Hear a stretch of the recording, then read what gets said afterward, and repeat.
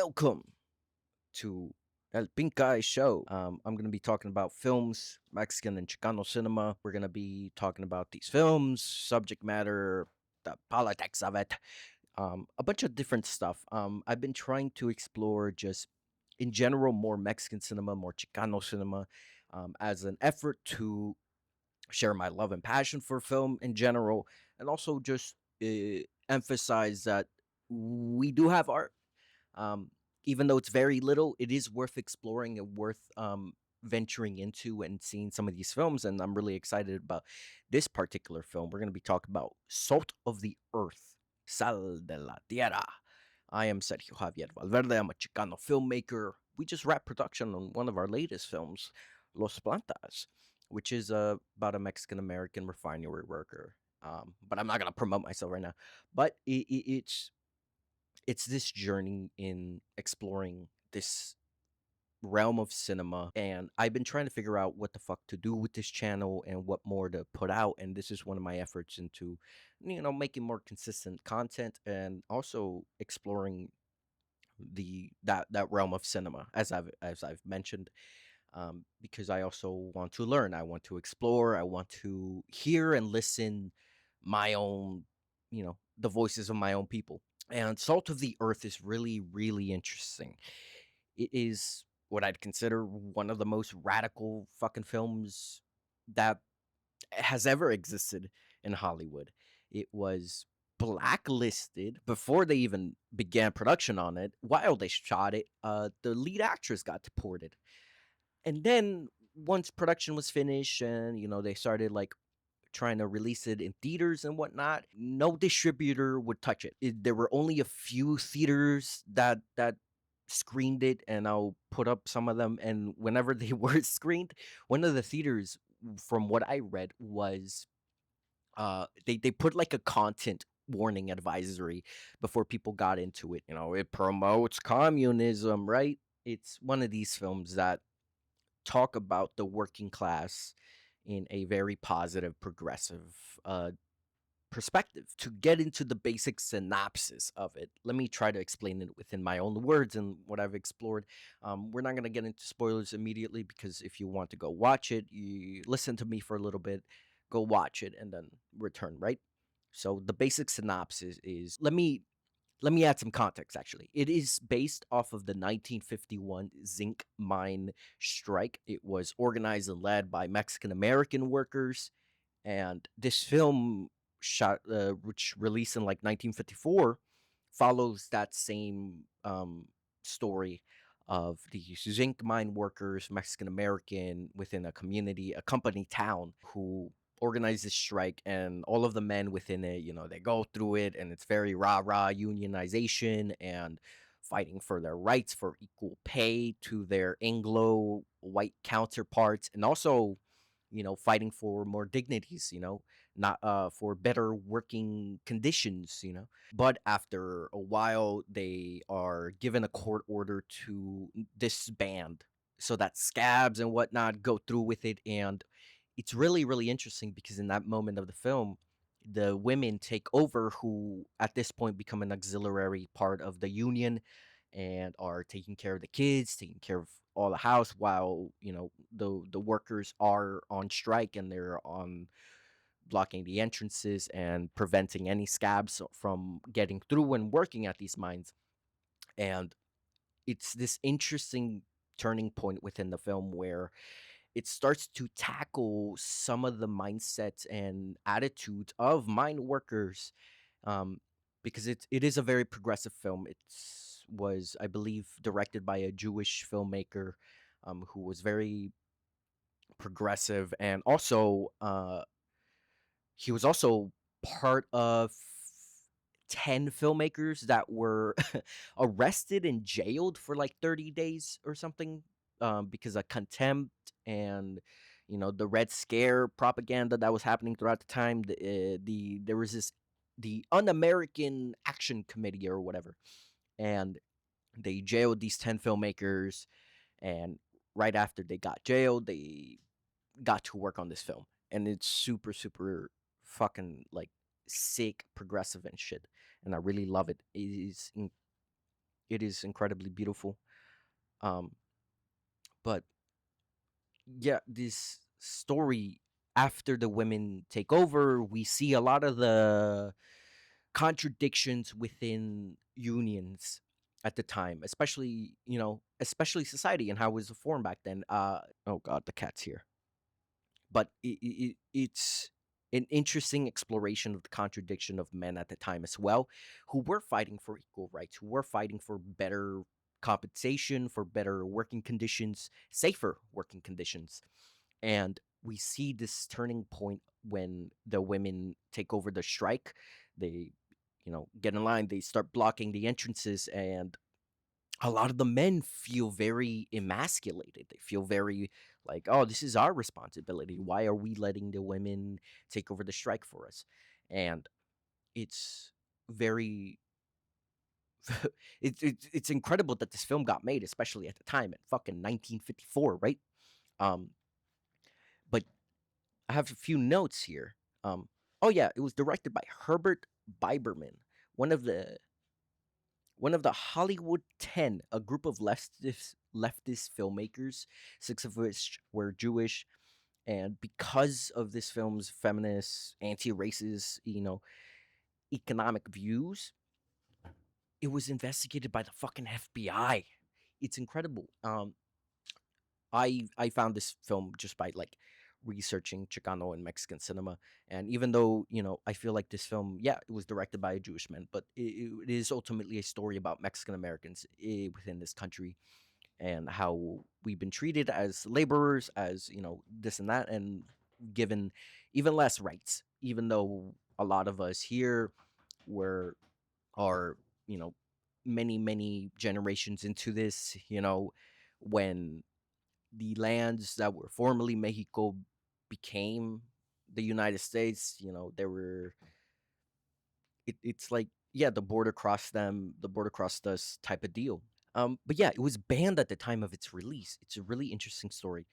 Um, we already talked about the strike that happened in 1951, but it is this contradiction of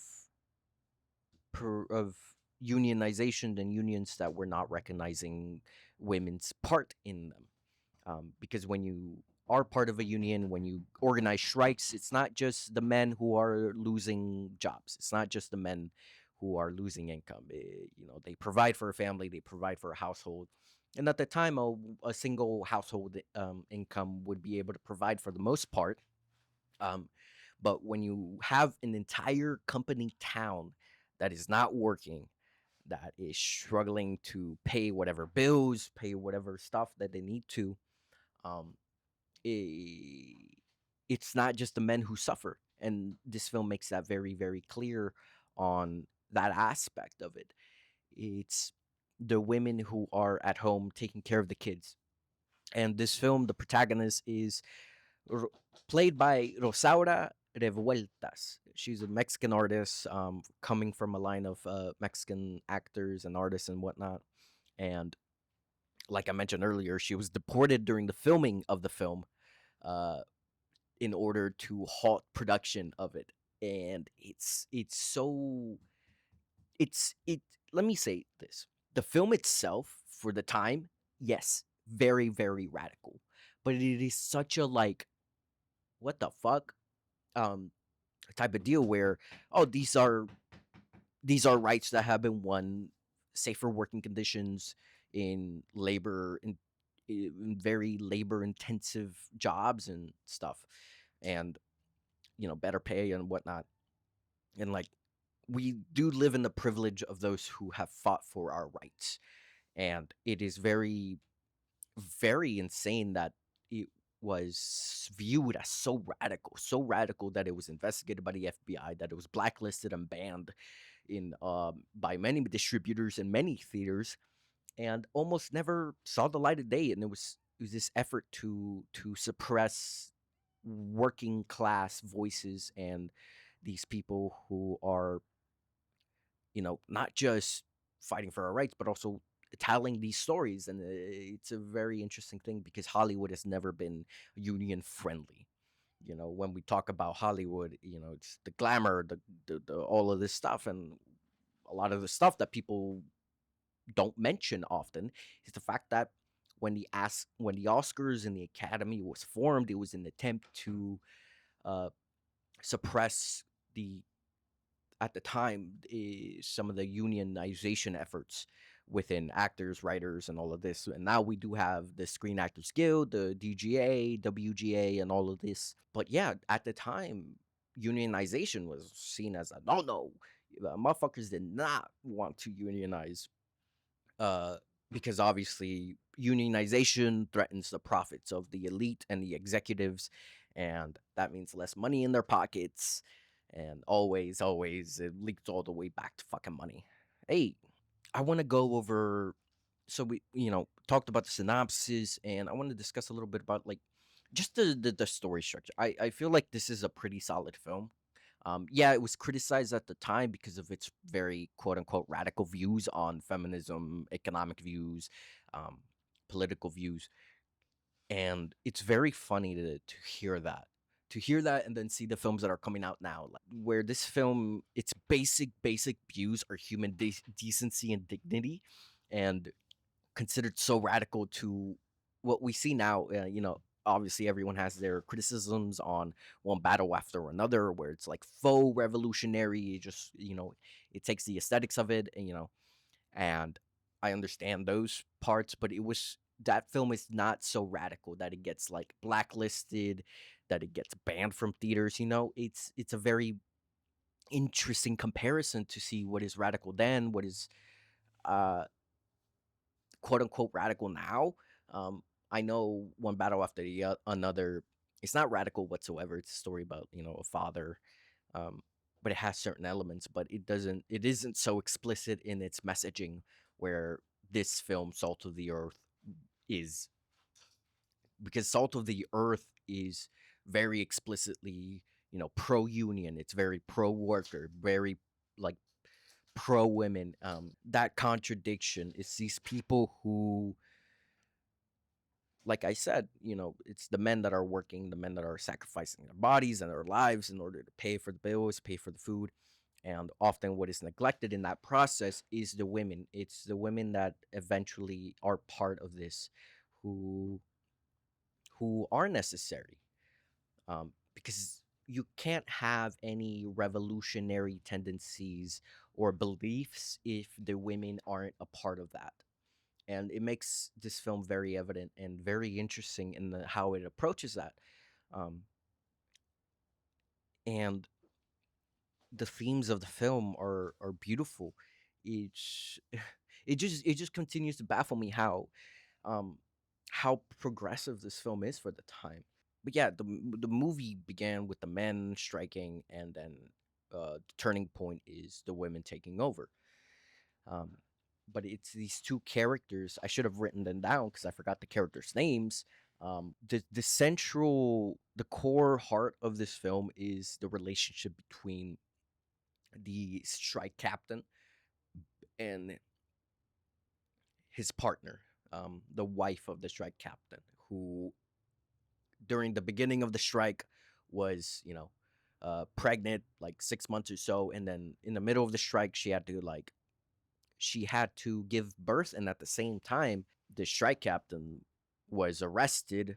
It consistently just hammers home a lot of these messages. It's very like, I would say cliche, but it's like one of these films where the cliche didn't really exist. You don't really see movies at the time that discuss these aspects, that tell these stories, especially Mexican American voices. But yeah, it's the core is these two characters and their trouble in the struggle of the man, recognizing his wife as his partner and not someone who is meant to stay at home. And you know we see the contradictions and the misogynistic tendency of a lot of the men who are like, women are meant to stay home, you can't bring the kids out there. Who's gonna clean the dishes, who's gonna make the food, who's gonna clean the clothes. And it when the women take over within the film, it's this interesting turning point of Now the men are doing the house cleaning, house taking, the caretaking duties of, you know, finally taking care of the kids, finally cleaning the clothes, and finally recognizing, or not finally, but like starting to recognize that some of the complaints that the women had earlier in the film were completely valid and was something that should have been, you know, part of the negotiating deal. Because the women in the early part of the film, they were talking about, you know, the strike, and they were on board with it because, you know, they support their husbands, and, you know, they don't want their husbands to die in these fucking mines. But early in the film, uh they form like a little coalition to also speak at the union meetings, where they mention that the plumbing is terrible. They need water. They need, you know, consistent, better plumbing. And this takes place entirely in the company town. So everything is owned by the company. The mine is the company. The town, the houses are owned by the company. The appliances are owned by the company. The water, the electricity, all owned by the company. And it's and the women bring up the point, oh, we need central plumbing, we need water, we need, you know, make it easier for the women to take care of the house, take care of the clothing. And they bring it up in this meeting, and it's almost immediately shut down.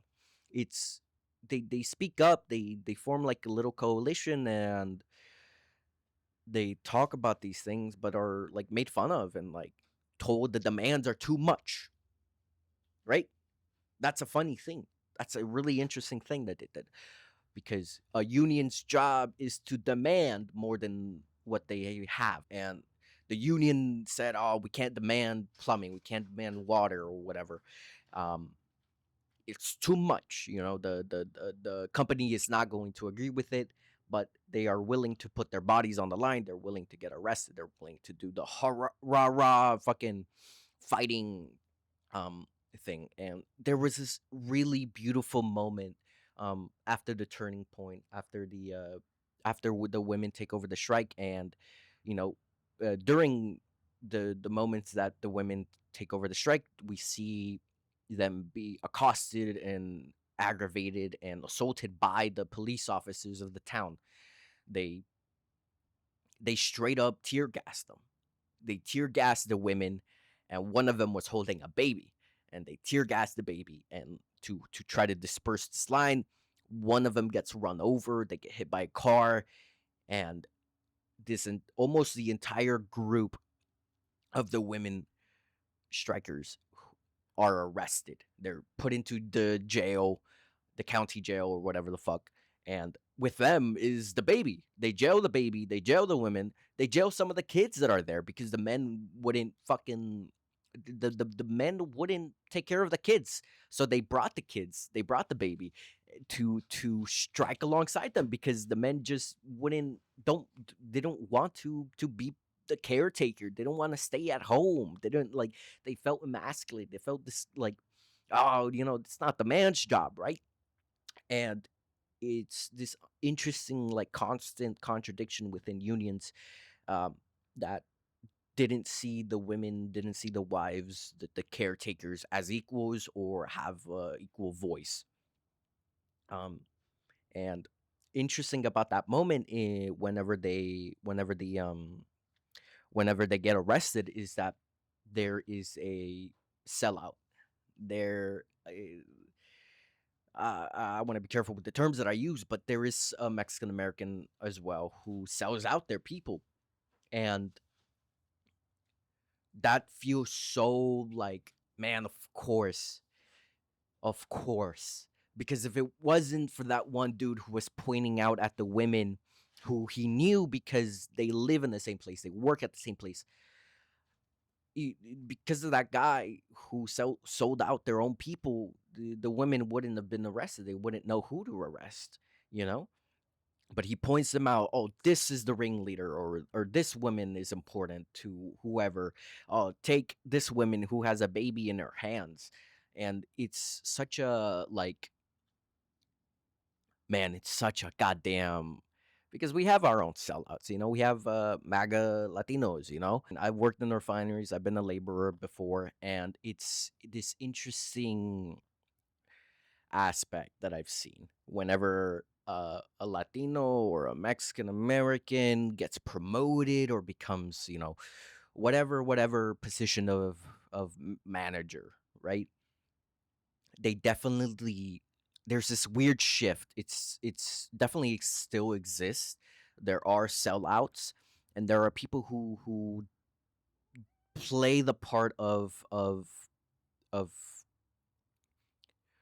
doing the company's job, right? It's these people who want more promotion, more wealth, more money, whatever, and serve the interests of the company and not of the people. And it's such an interesting like thing to see be reflected, because it's still very relevant. Nowadays, unionization is non-existent. Essentially, unionization was discouraged and propagandized against so well that union participation is very, very low. I don't know the specific statistics, but unions barely exist now. um, And what I currently do right now is, like, I work for FedEx, and FedEx doesn't have a union, because it contracts third party contractors, and that's how they get around that. And also the same thing with Amazon. UPS does have unionization, and UPS has definitely done their part in kind of discouraging that.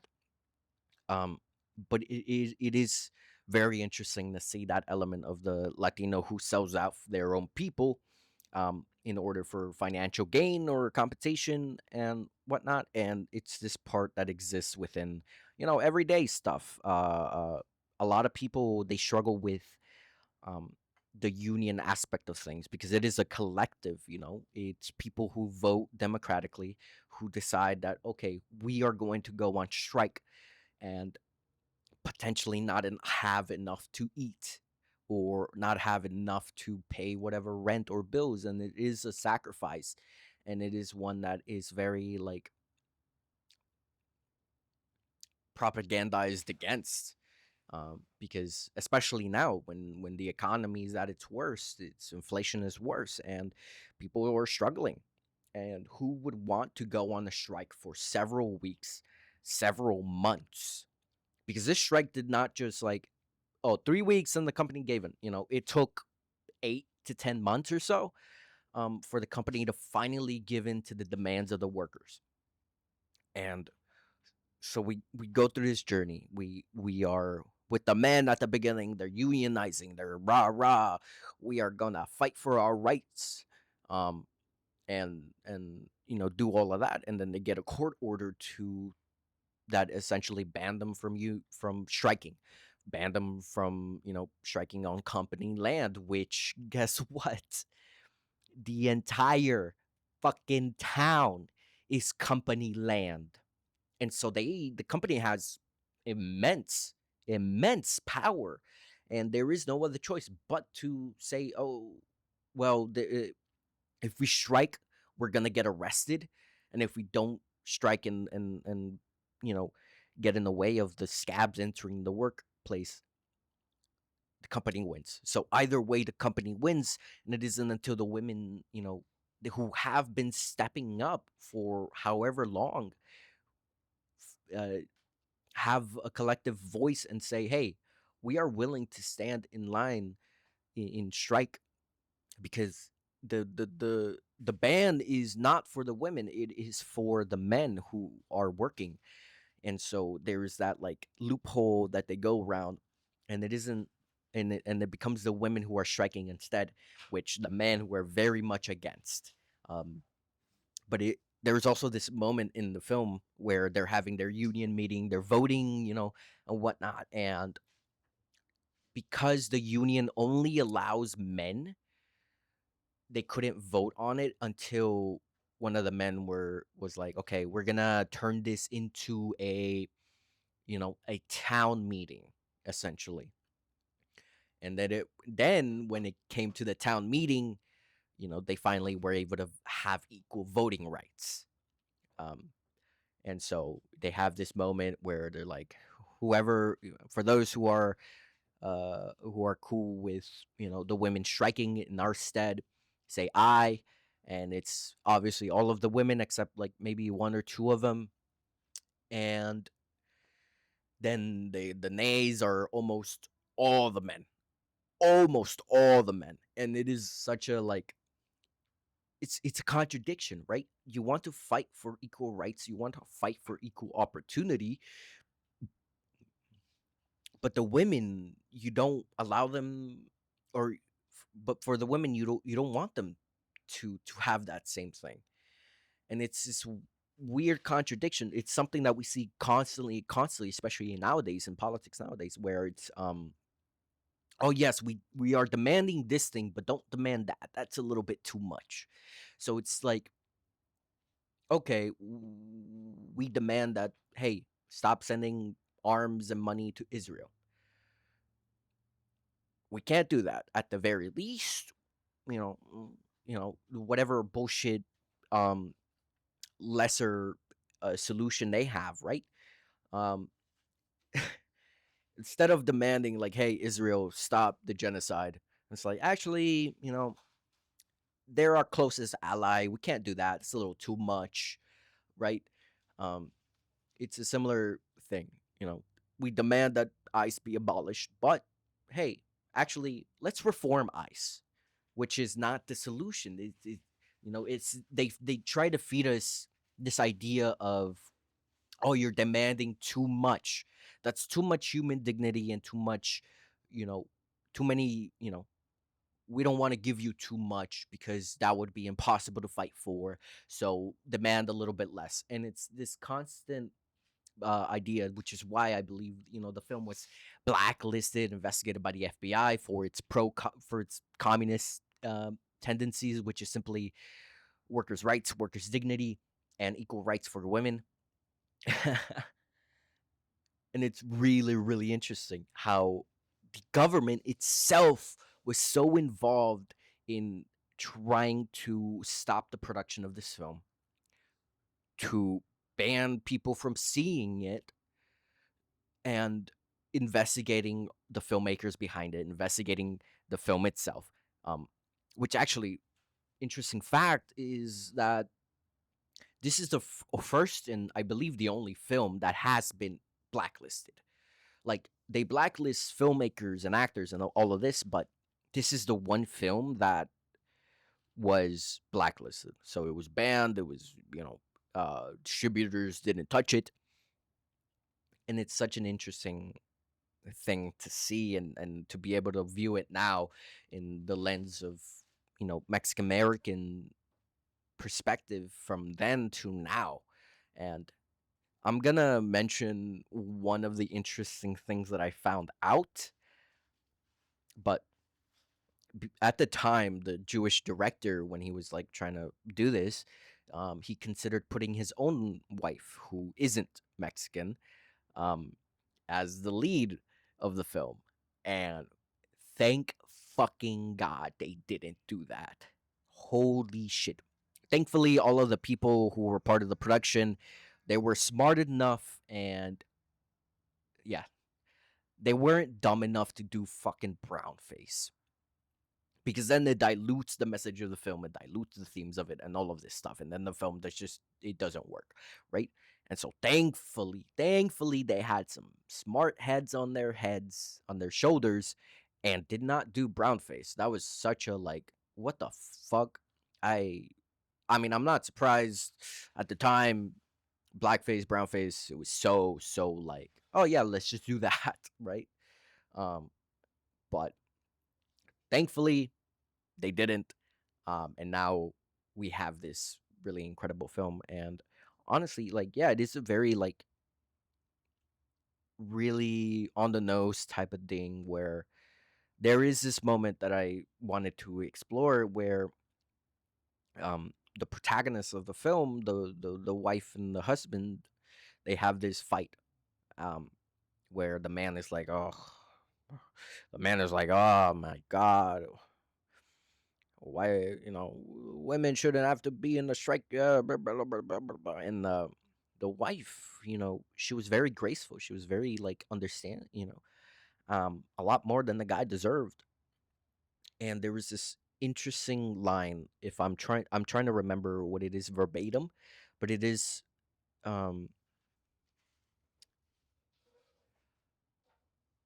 I don't want to fight, or something about fighting to lose or whatever. um but the ultimate message was, I'm fighting to win. I don't want to fight and lose, I don't want you to die, essentially. Because they were considering taking up arms against the company and the police. And she mentions, I don't want to die. I don't want you to die. I want to win. And it's such a interesting exploration. I'm probably going to put the clip in from the movie, but it, it's such a beautiful delivery, incredibly impactful, and it's so like, that's the moment that gets in his head, that is finally like, oh man, I'm a fucking dumbass.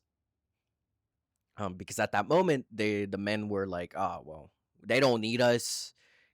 We're not gonna take care of the kids or take care of whatever household stuff.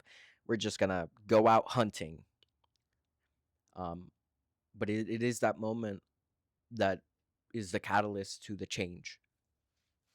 It's it's fighting to win, not fighting to die. Because you die, you can no longer fight. You can no longer fight for your rights. And it's a very interesting um, example, because I feel like a lot of the time when we talk about revolution, when we talk about um, progressive ideas and values, a lot of the time people do tend to go into this very accelerationist mindset of, it doesn't matter how many people die, we need liberation, right? And that is, we I can understand that, but you cannot win if everyone is dead.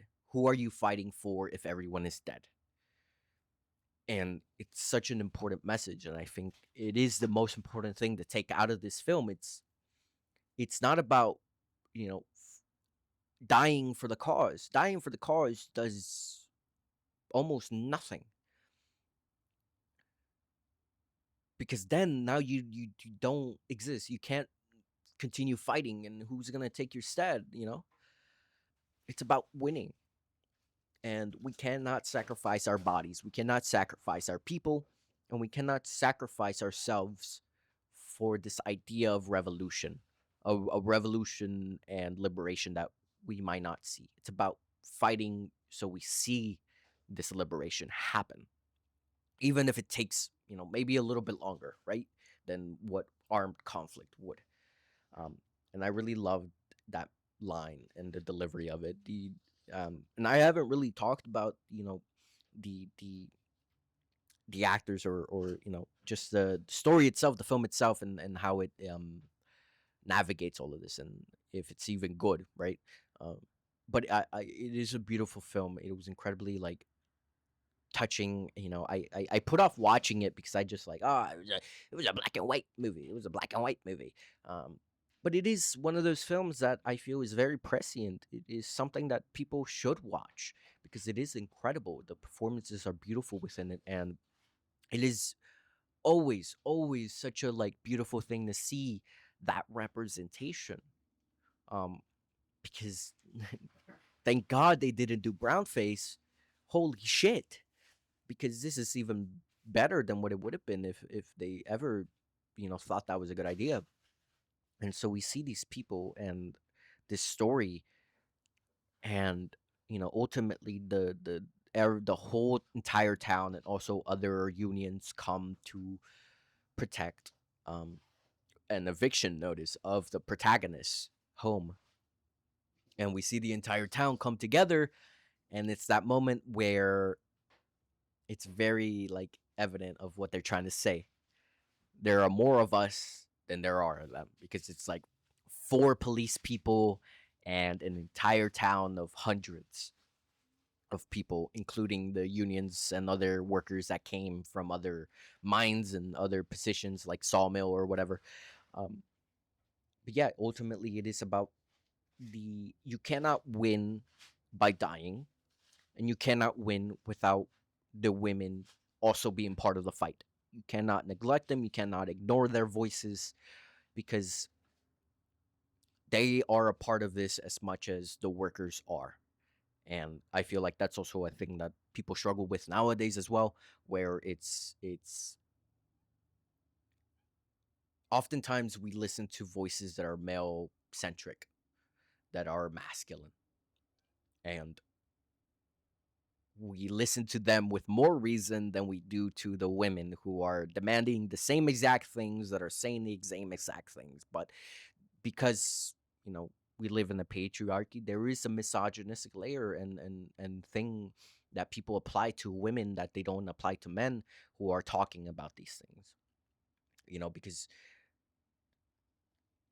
and that's not without getting into the element of, you know, racism, of colorism and these things.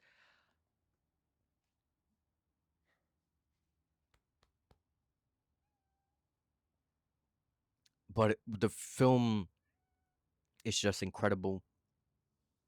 There's so many beautiful themes and messages in the film that I just, you know, I adore it. I love it. I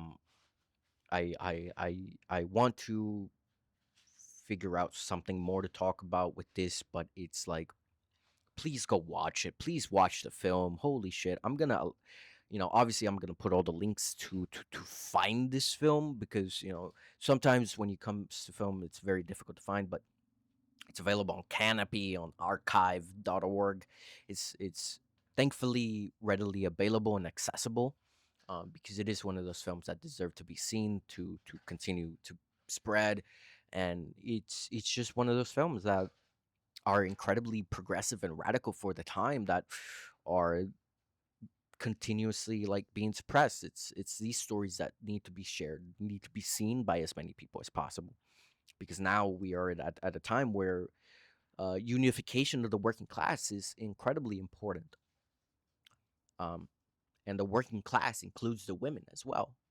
And, you know, thankfully over time, you know, policies and women have gained more rights, and but the women are still being subjected to government control of their bodies, when it comes to banning of abortions, banning of birth control, banning of, you know, all of these things that help a woman live a better life.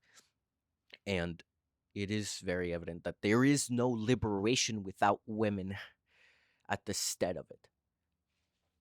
The union did not win simply because of the union and the men who are part of the working class. It is also because of the women who are taking care of the kids, who are taking care of the house, who took over the strike to demand these changes that don't just impact the men and their working conditions, but also impact the women. Because what happens if, you know, they lost the strike because they don't want the women to take over? Worse pay, worse working conditions. They're more likely to die, and then who's gonna be there to you know, help financially, right? And obviously, that's not the only thing that men provide, and it shouldn't be the only thing that men are valued for, uh, because there's more to that, you know. And this film does an incredible exploration of the lack of emotional vulnerability and capacity of these men to be able to take care of their own goddamn children.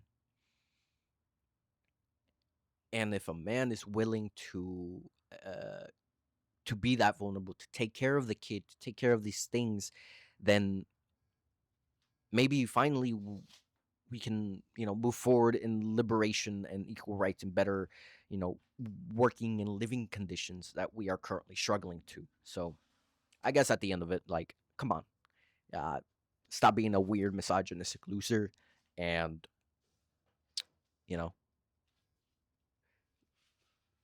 have values. um, but yeah, I think that'll be the end of it. Yeah, my mouth is dry. Welcome to El Pinkei Show, the first episode of it. This is going to be a weekly podcast. I'm going to be talking about more films. We'll see how it goes.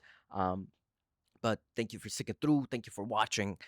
Click the bell to be notified of the next one and subscribe. It always